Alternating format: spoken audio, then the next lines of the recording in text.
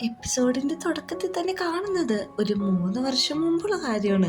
അതായത് ഈ 3 വർഷം മുമ്പ് മെയ്യും പായും എങ്ങനെയാണ് പരിചയപ്പെട്ടെന്നാണ് നമ്മളെ കാണിക്കാൻ പോകുന്നത്. പായു ആണെങ്കിൽ ടർഫില് ഫുട്ബോൾ കളിച്ചുകൊണ്ടിരിക്കുന്ന സമയത്ത് അവന്റെ തന്നെ കാരണം മൂലം അവന്റെ കാലൊന്ന് ഉളുക്കിയിട്ടുണ്ട്. ഇത് കാരണം ജബ്ബാണെങ്കിൽ ഓടി വന്ന് ഭയങ്കര ആക്ടിങ് ആണ്, എടോ നീ എണീക്കെന്നൊക്കെ പറഞ്ഞിട്ട്. പക്ഷെ പായുവിനെ നോക്കാൻ വരുന്ന ഫസ്റ്റ് എയ്ഡ് ഗേളായിട്ടാണ് മെയ് അങ്ങോട്ട് വരുന്നതെങ്കിലും ഒറ്റ നോട്ടത്തിൽ തന്നെ പായുവിന് അവളെ ഇഷ്ടപ്പെട്ടിട്ടുണ്ട്.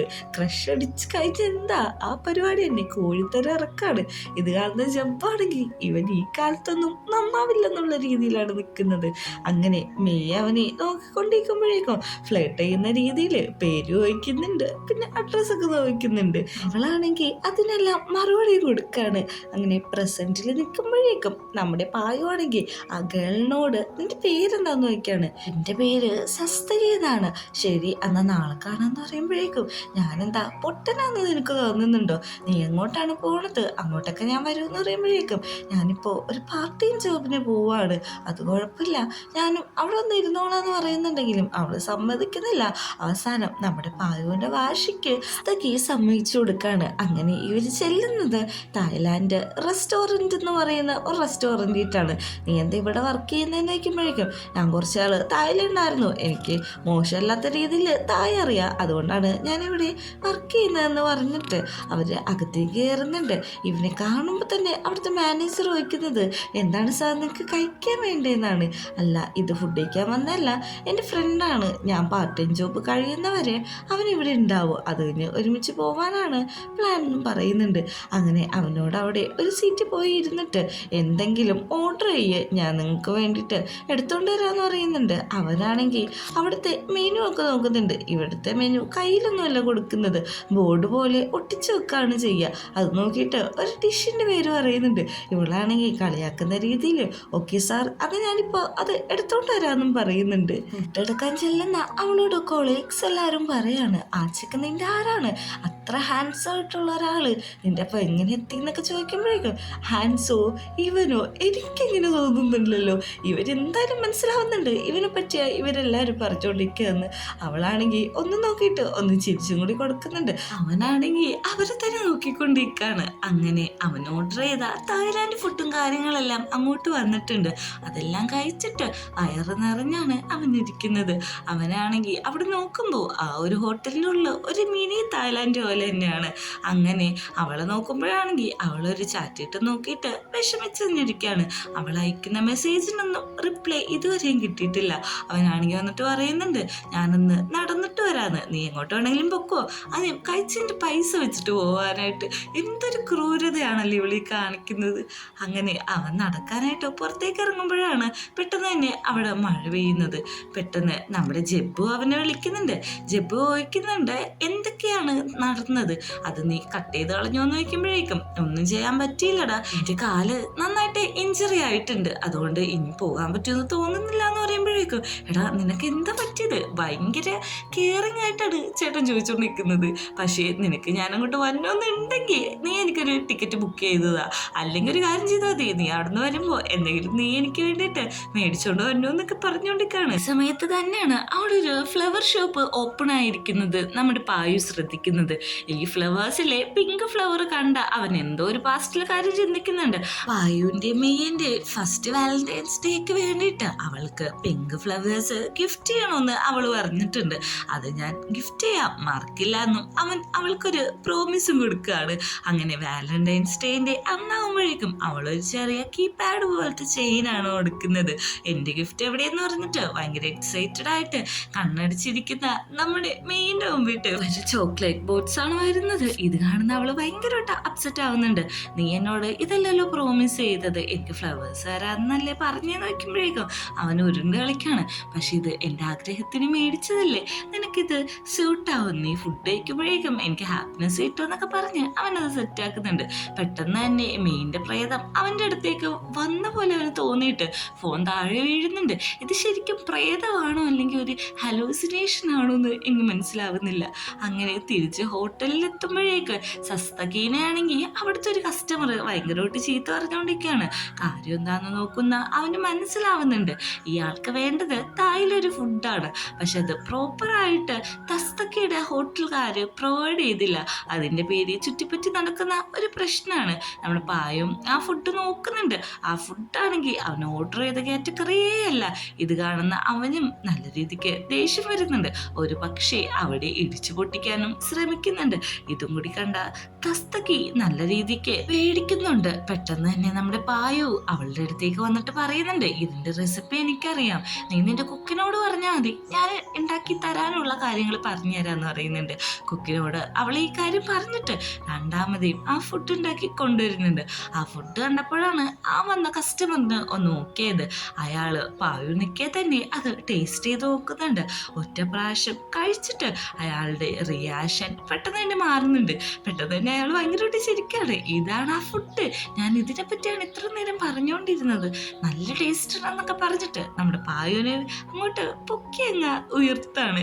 ഇത് കാരണം തസ്തക്കും സമാധാനം ആവുന്നുണ്ട്. അങ്ങനെ രണ്ടുപേരും കൂടി ജോബെല്ലാം കഴിഞ്ഞിട്ട് തിരിച്ചു പോവാൻ നിൽക്കാണ്. നമുക്കിന്ന് കുറച്ച് അമ്പലത്തിൽ പോവാം, അതാവുമ്പോൾ പെട്ടെന്ന് തന്നെ പരിപാടിയൊക്കെ കഴിയുമല്ലോ എന്ന് പറയുന്നുണ്ട്. ഓക്കെ, എന്നാൽ നമുക്ക് പോവാം, നീ ആ കട്ട് ചെയ്യേണ്ട നെയിം പ്ലേറ്റിൻ്റെ ബോർഡ് കാണിക്കുമെന്ന് വയ്ക്കുന്നുണ്ട്. അവൻ ആ ബോർഡും കാണിക്കുന്നുണ്ട്. ഇതാ ലവറാണോ എന്ന് വയ്ക്കുമ്പോഴേക്കും അതെ എൻ്റെ ഗേൾ ഫ്രണ്ട് ആയിരുന്നു എന്ന് പറയുന്നുണ്ട്. അങ്ങനെ ആദ്യത്തെ അമ്പലത്തിട്ട് പോകുന്നുണ്ട്. ആദ്യത്തെ അമ്പലം എന്ന് വെച്ചിട്ടുണ്ടെങ്കിൽ അവൻ്റെ 5ാമത്തെ ടെമ്പിളാണിത്. അവിടെ ചെല്ലുമ്പോഴാണെങ്കിൽ നമ്മുടെ പായുവിന് ഒറ്റയ്ക്കൂടാണ്, നീ പോയിട്ട് കട്ട് ചെയ്തിട്ട് വാ, ഞാനിവിടെ നിന്നോളാത്. പായു ആണെങ്കിൽ നമ്മുടെ ജബ്ബ് എടുത്തു വിട്ട സൈസൈസ് ഉണ്ട്, ഓരോന്നും തട്ടി മാറ്റി നോക്കിക്കൊണ്ടിരിക്കുകയാണ്. ഇവനിങ്ങനെ ചെയ്യുന്നത് അവിടെയുള്ള കുറച്ച് ആൾക്കാർ നോക്കുന്നുണ്ട്. നമ്മൾ എഴുതിയ ടാബ്ലറ്റ്സ് കാര്യങ്ങളൊക്കെ ഇവൻ വെട്ടിക്കളയാൻ പോണേന്ന് പറഞ്ഞിട്ട് അവരാണെങ്കിൽ ഭയങ്കര ബഹളാണ് അവിടെ നിന്നിട്ട്. എടാ ചെറുക്ക, നീ എന്താ ഈ കാണിക്കുന്നതെന്നൊക്കെ അവരാണെങ്കിൽ അവരുടെ ഭാഷയിൽ, അതായത് ജാപ്പനീസിൽ പറയുമ്പോൾ നമ്മുടെ പായു ആണെങ്കിൽ അവൻ്റെ ഭാഷ പറയുന്നത്, ഞാനൊന്നും ചെയ്യുന്നില്ല മനുഷ്യ, ഇതൊക്കെ കട്ട് ചെയ്ത് കളയാതെ. രണ്ടുപേർക്കും എന്തെങ്കിലുമൊക്കെ മനസ്സിലാവോ? അവരാണെങ്കിൽ പോലീസിനെ വിളിക്കാണ്. പോലീസ് വരുമ്പോഴേക്കും ചോദിക്കുന്നത്, എടാ നിന്റെ കയ്യിലിരിക്കുന്നത് എന്താണെന്ന്. ഓ, ഇതെന്താന്ന് ഈ നാട്ടിലുള്ളവർക്ക് അറിയില്ലേ, ഇതാണ് സിസേഴ്സ്, ഇത് നമുക്ക് കട്ട് ചെയ്യാൻ യൂസ് ചെയ്യാന്ന് പറഞ്ഞിട്ട് ഇങ്ങനെ കട്ടൊക്കെ ചെയ്ത് അവരെ പഠിപ്പിച്ചു കൊടുക്കാണ്. അവരാണെങ്കിൽ പെട്ടെന്ന് തന്നെ ചിരിക്കുന്നുണ്ട്. ഓ, നീ കട്ട് ചെയ്യാൻ വന്നതാണോ, വേറെ പ്രശ്നമൊന്നുമില്ലേ, ഞങ്ങൾ നിന്നെ വെറുതെ തെറ്റിദ്ധരിച്ചു എന്ന് പറഞ്ഞിട്ടൊക്കെ നിൽക്കുന്നുണ്ട്. അടുത്ത സീനിലാണെങ്കിൽ നമ്മുടെ പായുവിനെ പിടിച്ചോണ്ട് അവരൊക്കെ പോവുകയാണ്. ഇത് തസ്തകയാണെന്നുണ്ടെങ്കിലും അവള് വല്ല മൈൻഡാക്കാതെ തിരിഞ്ഞ് ഫോണിൽ നോക്കിക്കൊണ്ടിരിക്കുകയാണ്. അടുത്ത സീനില് നമ്മുടെ പായു ഇപ്പൊ ഉള്ളത് പോലീസ് സ്റ്റേഷനിലാണ്. അവരാണെങ്കിൽ തായില് ഞാനൊരു ഭ്രാന്തനൊന്നും അല്ല, അതായത് ആക്രമിക്കാൻ വന്നതല്ല എന്നൊക്കെ പറയുന്നുണ്ടെങ്കിലും പോലീസുകാരന് ഇതൊന്നും മനസ്സിലാവുന്നില്ല. അങ്ങോട്ടേക്ക് നമ്മുടെ തസ്തക വന്നിട്ട് പറയുന്നുണ്ട്, സാറേ ഇയാൾക്ക് കുറച്ച് മെന്റലി കുറവുള്ള ആളാണ്, ഇയാളുടെ ഇരിപ്പും മട്ടൊക്കെ തന്നെ ഒന്ന് ശ്രദ്ധിച്ചാൽ സാറിന് മനസ്സിലാവും എന്ന് പറയുമ്പോൾ സാറ് നോക്കുമ്പോഴാണെങ്കിൽ നമ്മുടെ പായു ഭ്രാന്തുള്ളവരിയ്ക്കുന്ന പോലെ ഇരിക്കുകയാണ്. അവന് തന്നെ കുറ്റബോധം തോന്നിയിട്ട് അങ്ങ് വീടാണ്. അവളോട് പറയുന്നുണ്ട് നന്നായിട്ട് അവനെ നോക്കണേന്ന്. അങ്ങനെ പോകാനിറങ്ങുമ്പോഴേക്കും പായുവിന് ഇപ്പോഴുള്ള പ്രശ്നം എന്താണെന്ന് വെച്ചിട്ടുണ്ടെങ്കിൽ ആ സിസേഴ്സ് വേണം. സിസേഴ്സ് അതുമില്ല, പോകാൻ പറയുന്നുണ്ട്. പുറത്തിറങ്ങിയ നമ്മുടെ പായുവിനോട് സസ്തക്കയാണെങ്കിൽ ട്രാൻസ്ലേറ്റ് വെച്ചിട്ട് ചോദിക്കാണ്, നിങ്ങൾക്ക് എന്തിട്ട് കേടാ മനുഷ്യ, നിങ്ങൾ എന്തിനങ്ങനെയൊക്കെ ചെയ്തേന്ന്. അത് വേറൊന്നുമല്ല, എൻ്റെ ലവർ എഴുതിയ നോട്ട് കട്ട് ചെയ്യാനാണ് നോക്കിയത്, അല്ലാതെ അവിടെ ഉള്ളവരെ നോട്ട് കട്ട് ചെയ്യാനല്ല ഞാൻ നോക്കിയെന്ന് അവനും തിരിച്ചു പറയുന്നുണ്ട്. അങ്ങനെ എന്നാ ശരി ഞാൻ വീട്ടിൽ പോവാന്ന് പറയുമ്പോൾ എന്നെ കൂടി കൊണ്ടോ, അല്ലെങ്കിൽ ഞാൻ പോലീസുകാരോട് എല്ലാ കാര്യവും അറിയുന്നുണ്ട്. അങ്ങനെ അവളാണെങ്കിൽ അവനെയും കൊണ്ട് അവളുടെ ഒരു ആൻറ്റിയുടെ ഹൗസിട്ടാണ് പോകുന്നത്. ആൻറ്റി ഞങ്ങൾ ഇന്ന് ഇവിടെ ഉണ്ടാവും എന്ന് പറയുന്നുണ്ട്. ആൻറ്റി ആണെങ്കിൽ ഇവനൊരു തായ് ബോയ് ആയതുകൊണ്ട് തന്നെ ക്യൂരിയോസിറ്റിയാണ്. അവിടെയുള്ള ഒരു മെഡൽ അവൻ ശ്രദ്ധിക്കുന്നുണ്ട്. അങ്ങനെ പാസ്റ്റിലത്തെ കാര്യം അവൻ ആലോചിക്കുകയാണ്. നമ്മുടെ മെയ് ആണെങ്കിൽ ഒരു ദിവസം പായുവിനെ വിളിച്ചിട്ട് പറയുന്നുണ്ട്, നമ്മളെല്ലാ കപ്പിൾസിനെ പോലെ കുറച്ച് എക്സസൈസും കാര്യങ്ങളൊക്കെ ചെയ്യണം, നാളെ നമുക്ക് ഓടാൻ പോയാലോ എന്ന് ചോദിച്ചിട്ട് അവന് സമ്മതിച്ച് പ്രോമിസ് ഒക്കെ കൊടുക്കുന്നുണ്ട്. പിറ്റേ ദിവസം രാവിലെ അവള് വന്ന് വിളിക്കുമ്പോഴേക്കും അവൻ ഉറക്കത്തിൽ നിന്ന് എണീറ്റിട്ടും കൂടി ഉണ്ടാവില്ല. ഏറ്റവും ഹൊറിബിൾ ആയിട്ടുള്ള കാര്യം, അവനാണെങ്കിൽ കോൾ ഓൺ ആക്കി വെച്ചിട്ട് അവിടെ തന്നെ കിടന്നുറങ്ങാണ്. ഇങ്ങനെയൊക്കെ കാണിക്കുന്ന ഒരു ബോയ് ഫ്രണ്ടിനെ എങ്ങനെയാണ് അവള് ബ്രേക്കപ്പ് ചെയ്യാതിരിക്കുക? അങ്ങനെ പ്രസന്റില് നമ്മുടെ പായുവിന് സസ്തയ്ക്ക് വിളിക്കുന്നുണ്ട് ഡിന്നർ കഴിക്കാനായിട്ട് വരാനായിട്ട്. ഡിന്നർ കഴിച്ചുകൊണ്ടിരിക്കുമ്പോഴേക്കും ആൻറ്റി ചോദിക്കുന്നുണ്ട് ഇവനെന്താ ഇങ്ങോട്ട് വന്നേക്കുന്നതെന്ന് ചോദിക്കുമ്പോഴേക്കും ഇവൻ്റെ ഗേൾ ഫ്രണ്ടായിട്ട് ഇവനിപ്പോൾ ബ്രേക്കപ്പായി. ഗേൾ ഫ്രണ്ട് എഴുതിയ ഒരു നോട്ട് കട്ട് ചെയ്യാൻ വേണ്ടിയിട്ടാണ് വന്നേക്കുന്നതെന്ന് പറഞ്ഞിട്ട് അവനെ അങ്ങ് ഇരുത്തി അങ്ങ് അഭിമാനിക്കുകയാണ്. അങ്ങനെ റൂമിലെത്തുന്ന നമ്മുടെ തസ്തക്കയാണെങ്കിൽ ഒരു തായ് പാട്ടൊക്കെ പാടിയിട്ട് ഗിറ്റാർ വായിച്ചുകൊണ്ടിരിക്കുകയാണ്. ഓ, നിനക്ക് എന്നെ പങ്കെടുക്കാൻ പേടിയില്ലെന്ന് നോക്കുമ്പോഴേക്കും ഞാൻ എന്തിനാ പേടിക്കുന്നേ, എനിക്ക് ഓൾറെഡി ബോയ് ഫ്രണ്ട് ഉണ്ടെന്ന് പറയുന്നുണ്ട്. അവിടെയാണെങ്കിൽ അവളുടെ ബോയ് ഫ്രണ്ടിൻ്റെ ഒരു പടവും കാണുന്നുണ്ട്. എൻ്റെ ബോയ് ഫ്രണ്ടിനെ പറ്റി കൂടുതൽ അറിയണ്ടേന്ന് ചോദിക്കുമ്പോഴേക്കും എനിക്കൊന്നും തന്നെ ഇപ്പൊ അറിയാൻ തോന്നുന്നില്ല, എനിക്ക് ഉറക്കം വരുന്നു എന്ന് പറയുമ്പോഴേക്കും ആ പാസ്റ്റിലത്തെ കാര്യം ആലോചിക്കാണ്. അവളാണെങ്കിൽ, അതായത് മെയ് ആണെങ്കിൽ അവൻ്റെ റൂമും കാര്യങ്ങളെല്ലാം ക്ലീൻ ചെയ്ത് കൊടുക്കാണ്. ടോക്കിയോട്ട് ഒരു ട്രിപ്പ് പോയാലോ എന്ന് അവനോട് ചോദിക്കുന്നുണ്ട്. അവനും അതിന് ഓക്കെ കാര്യങ്ങളൊക്കെ പറയുന്നതാണ് നമ്മൾ കാണിക്കുന്നത്. പിന്നെ പ്രസന്റില് പെട്ടെന്ന് തന്നെ നമ്മുടെ സസ്തക്കയാണെങ്കിൽ പായുവിനെ വിളിച്ചെണീപ്പിക്കുകയാണ്. എണീക്ക് സമയം കുറെ പോയെന്ന് പറഞ്ഞ് രണ്ടുപേരും കൂടി തല്ലുപിടിക്കുന്ന ഒച്ചയാണെങ്കിൽ താഴ്ത്തിരുന്ന് ആൻറ്റിയും കേൾക്കുന്നുണ്ട്. അങ്ങനെ രണ്ടുപേരും യാത്രയിൽ ടെമ്പിൾസ് എല്ലാം വിസിറ്റ് ചെയ്യാനാണ് ഇറങ്ങുന്നത്. എന്തിനു ഇത്ര രാവിലെ ഇറങ്ങുന്നതെന്ന് ചോദിക്കുമ്പോഴേക്കും രാവിലെ ഇറങ്ങിയിട്ടുണ്ടെങ്കിൽ നമുക്ക് കുറെ ടെമ്പിൾസ് കവർ ചെയ്യാന്ന് അവളും പറയാണ്. അങ്ങനെ രണ്ടുപേരും കൂടി പോകുമ്പോഴേക്കും അവൾ അവളുടെ ബോയ് ഫ്രണ്ടിനെ പറ്റി പറയാണ്. എൻ്റെ ബോയ് ഫ്രണ്ട് ഭയങ്കര പാവമാണ്, ഓക്കെയാണ്, ഞങ്ങളുടെ ആനിവേഴ്സറി മറക്കാറില്ല, എനിക്ക് ഫ്ലവേഴ്സ് തരാറുണ്ട്, എന്തെങ്കിലും പ്രോമിസ് തന്നാൽ അതൊക്കെ നിറവേറ്റുമെന്ന് ഇങ്ങനെ അവളുടെ ബോയ് ഫ്രണ്ടിനെ പറ്റി പൊക്കി പറയുന്ന കേട്ട നമ്മുടെ പായ് പറയാണ് അവനെ വേറെ ആരെങ്കിലും കൊത്തിക്കൊണ്ടുപോവാതെ നീ അങ്ങ് നോക്കിക്കോളാൻ. ഇതും കൂടി കേട്ട അവളാണെങ്കിൽ അപ്സെറ്റ് ആയിട്ട് നിൽക്കാണ്. അവള് ഫുഡ് കഴിക്കാൻ നേരത്തും ഭയങ്കരമായിട്ട് അപ്സെറ്റ് ആയിട്ട് ഇരിക്കുകയാണ്. അവനാണെങ്കിൽ ഇത് കണ്ടിട്ട് നല്ല രീതിക്ക് സങ്കടാവുന്നുണ്ട്. ആ സോസൊക്കെ ഇങ്ങ് എടുത്തു തരാനായിട്ട് ഓരോന്നും പറയുന്നുണ്ട്. അവളാണെങ്കിൽ ദേഷ്യം കൊണ്ട് എടുത്തു കൊടുക്കുന്നുണ്ട്. അവസാനം ഒരു സോറി പറയുമ്പോഴേക്കും അവള് മിണ്ടുന്നില്ല. അങ്ങനെ ജാപ്പനീസ് രീതിയിൽ ഒരു ബോയൊക്കെ ചെയ്തിട്ട് ഒരു സോറി പറയുന്നുണ്ട്. നീ ആദ്യം ഇവിടെ വന്ന് ഇരിക്കാനാണ് അവള് പറയുന്നത്.